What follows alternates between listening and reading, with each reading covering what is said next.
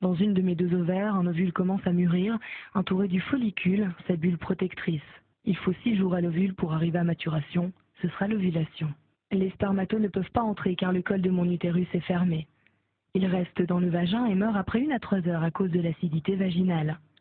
Cette infertilité est variable selon les femmes, elle dure entre 5 et 10 jours. Dès le 7e jour environ, mes hormones œstrogènes s'activent dans l'utérus, mais surtout dans le col de l'utérus. Conséquence, le col s'ouvre et un véritable élixir de vie est produit.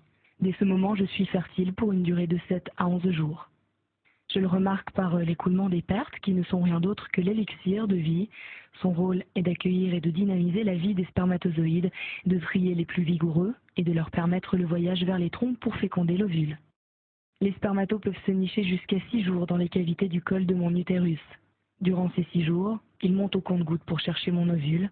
Les spermatos qui passeront juste à temps le trouveront. À gauche ou à droite, nul ne sait de quel côté l'ovulation a lieu.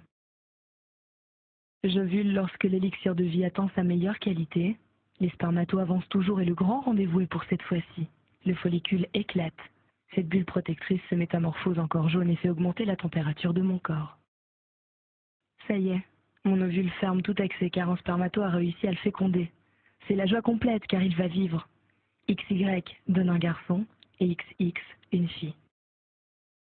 Mon ovule fécondé va s'installer dans l'utérus, une auberge tout confort.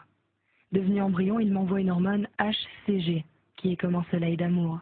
Ma grossesse a commencé. 1 semaine après la fécondation, je peux repérer l'hormone HCG par un test de grossesse. Par ma propre observation, je l'apprends en voyant que la hausse de la température continue et par l'absence des règles. Avec mes 12 semaines de vie, mon bébé entend déjà ma voix et celle de son papa. Le lait maternel est la meilleure alimentation.